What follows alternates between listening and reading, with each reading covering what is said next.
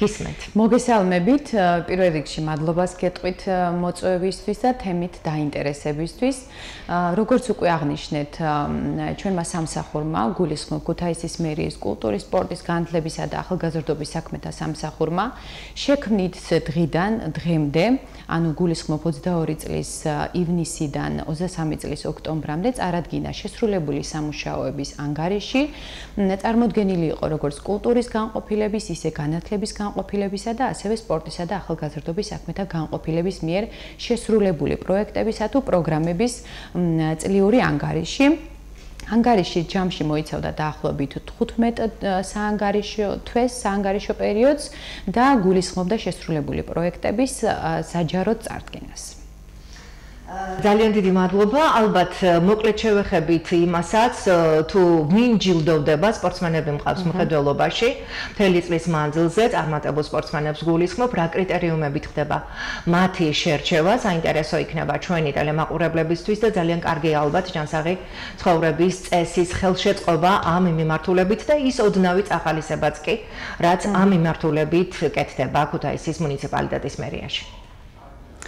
მოგეხსენებათ, ქუთაისი რამდენი გამორჩეული სპორტსმენის, ესე ვთქვათ, სამშობლოა, ყოფილა და კიდევ ეხლაც არაერთი ესეთი სპორტსმენი ყავს, როგორებიც არიან ოლიმპიური ჩემპიონები, მსოფლიო და ევროპის ჩემპიონატებზე გამარჯვებული ადამიანები და ესეთი ჩვენ არაერთი ყავს და რა თქმა უნდა ვამაყობთ ამ ადამიანებით. სწორედ ამ ადამიანებისთვის წამახალისებელი ფულადი პრიზები არის ყოველთვიურად, ესე ვთქვათ, ქუთაისის მუნიციპალიტეტის მერიის მიერ დაწესებული და მას ყოველთვიურად იღებენ ეს ადამიანები, ასევე რაც ძალიან მნიშვნელოვანია, ხდება მოტივირებული და წარმატებული სპორტსმენების ხელისშეწყობა გულისხმობს სხვადასხვა ევროპის თუ მსოფლიო ჩემპიონატებზე მათი გამგზავრების კუთხით, ტრანსპორტირებას ვუფინანსებთ, ასევე რა თქმა უნდა დასავიწყებელი არ არის ჩვენი ვეტერანი სპორტსმენები, რომელსაც ყოველთვიურად ასევე ფინანსური ჯილდო მიეცემა და ასევე სპორტის სხვადასხვა სახეობაში დაახლოებით 16-მდე საერთაშორისო თუ ეროვნულ ტურნირს მასპინძლობთ. სწორედ აღნიშნული შესახებ მოხდა, ესე ვთქვათ, პრეზენტაცია და წარდგენა საკრებულოს ხდომაზე. ძალიან დიდი მადლობა ვეტერანი სპორტსმენები ახსენეთ და ბუნებრივია მათ ნამდვილად სჭირდებათ მოფერება, ჩვენს გვერდით დააბიჯებენ ისეთი საამაყო ადამიანები, რომლებიც მსოფლიოს მასშტაბით არიან ცნობილები და მსოფლიოს ჩემპიონები არიან. ძალიან დიდი მადლობა კიდევ ერთხელ მათ. ქალბატონო ლანა, ქუთაისში სპორტის განვითარების კონცეფცია შეიქმნა. რას გულისხმობს ეს კონცეფცია, რას მოიცავს ზოგადად? ეს გახლავთ ძალიან მნიშვნელოვანი დოკუმენტი თავისი შინაარსიდან გამომდინარე. ჩვენმა მუნიციპალიტეტმა UNDP გახლავთ ეს ერთი საერთაშორისო ორგანიზაცია, რომელსაც მიმართა თხოვნით, რომ იქნებ შექმნილიყო ჩვენს ქალაქში ესეთი სამოქმედო გეგმა, რომელიც უზრუნველყოფდა სპორტის სწორედ დაგეგმვას, მომდევნო წლის ბიუჯეტის სწორედ განსაზღვრას და რაც ყველაზე მნიშვნელოვანია, შეზღუდული შესაძლებლობის მქონე პირებისა და ქალთა ჩართულობის გაზრდა სპორტის სხვადასხვა სახეობაში. ჩვენ საბედნიეროდ ამაზე თანხმობა მივიღეთ და ბოლო 1 წლის მანძილზე მიმდინარეობდა აღნიშნული კონცეფციის შემუშავება. მადლობა UNDP-ს ფინანსური მხარდაჭერისთვის, მადლობა საქართველოს პარლამენტის სპორტის კომიტეტს და ზოგადად საქართველოს პარლამენტს, იმიტომ რომ ეს ადამიანები მხარს ვიჭერდნენ, რომ აღნიშნული კონცეფცია შექმნილიყო და რაც ყველაზე ესე ვთქვათ ღირსშესანიშნავია ის, რომ ქუთაისი არის პირველი მუნიციპალიტეტი საქართველოს მასშტაბით, რომელსაც ექნება სპორტის განვითარების სწორი ხედვა, კონცეფცია და რომლის საჯარო პრეზენტაცია პირველად შედგება ახლად რეაბილიტირებულ შენგელია არენაზე 29 ოქტომბერს კვირას 2 საათზე და დიდი სიამოვნებით და სურვილით ველოდებით ყველა დაინტერესებულ პირს, რომელსაც აინტერესებს სპორტი ჩვენს ქალაქში და როგორ უნდა განვითარდეს სპორტი, რაც ყველაზე მნიშვნელოვანია. ძალიან კარგია რომ დაანონსეთ ეს თარიღი 29 კვირა, საათი მე მგონი 2 თქვით თუ არ შემეშლება და ალბათ ძალიან ბევრი სპორტის კომაგი და არა მხოლოდ სპორტის კომაგი მივა არენაზე და მოისმენს იმ კონცეფციის თუ სამომავლო გეგმების შესახებ, რაც დასახული გაქვთ მიზნად. ძალიან მოკლედ გითხარით თუ შეიძლება აი შეფასება რომ მოახდინოთ ქუთაისში სპორტისა და კულტურის სფეროში გაწეული მუშაობის შესახებ, აი რა იყო ყველაზე მეტად გამოკვეთილი ამ კუთხით? მოგახსენებთ, იმიტომ რომ ძალიან მნიშვნელოვანია, როცა სპორტზე და კულტურაზე ვსაუბრობთ, შესაბამისი გარემოც მისცი ამ ადამიანებს, მოღვაწეებს, რომლებიც როგორც კულტურაში, ისე სპორტში მოღვაწეობენ, გულისხმობ თეატრების და შესაბამისი ინფრასტრუქტურის მოწესრიგება, სადაც სპორტსმენებს სჭირდებათ, რომ საკუთარი შესაძლებლობები გამოავლინონ.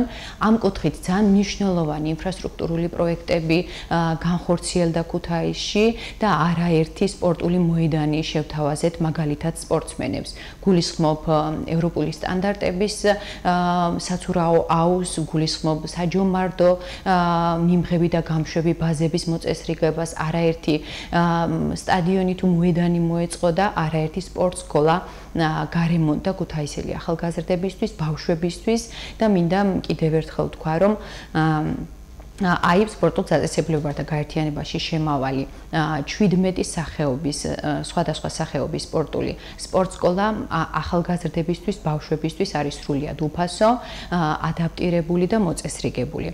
ამიტომ ძალიან მნიშვნელოვანია ინფრასტრუქტურის შეთავაზება, კიდევ ერთხელ ვამბობ, ასევე მნიშვნელოვანია ის, რომ შეიქმნა როგორც ახალგაზრდობის განვითარების სტრატეგია, ახლა ვახსენე რომ სპორტის იქნება და შეიქმნა ასევე კულტურის განვითარების სტრატეგია, სადაც ჩართული იყო არაერთი კულტურის მოღვაწე, არაერთი კულტურის მუშაკი და ყველა დაინტერესებული პირი, რომელიც ამ სფეროში მოღვაწეობს და ეს არის ის სამი მნიშვნელოვანი სტრატეგია, რაც გვაძლევს იმის თქმის საფუძველს, რომ ქუთაისში და არა მარტო სრულიად საქართველოში ეს 3 და 4 მნიშვნელოვანი პრიორიტეტი, რომელიც არის კულტურა, სპორტი, განათლება და ახალგაზრდობა ნამდვილად არის პრიორიტეტული ჩვენი ქალაქისთვის, ჩვენი ხელმძღვანელობისთვის და ამის განსავითარებლად ჩვენ ნამდვილად ყველაფერს ვაკეთებთ.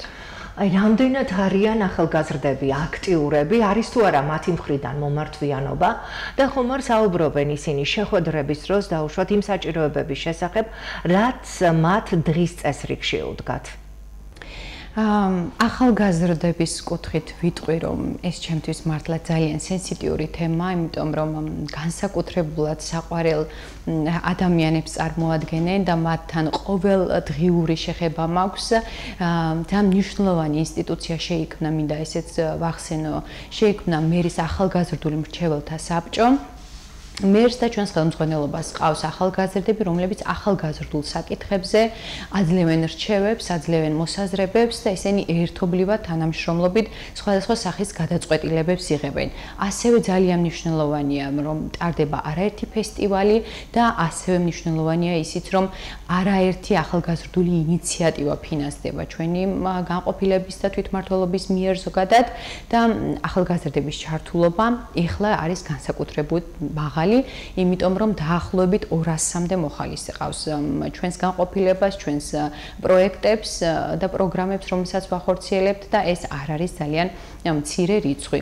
თუმცა მომართვიანობა უფრო არის გაცილებით მეტი და შესაძლებლობა გვექნება იმედია, რომ არაერთი პროექტი, პროგრამა შევთავაზოთ ახალგაზრდებს, რომ მათი ჩართულობა იყოს უფრო მეტი და რაც ყველაზე მნიშვნელოვანია, ისინი უნდა დარჩნენ ჩვენ ქალაქში და ჩვენს ქალაქში გააკეთონ არაერთი მნიშვნელოვანი და ღირებული პროგრამა.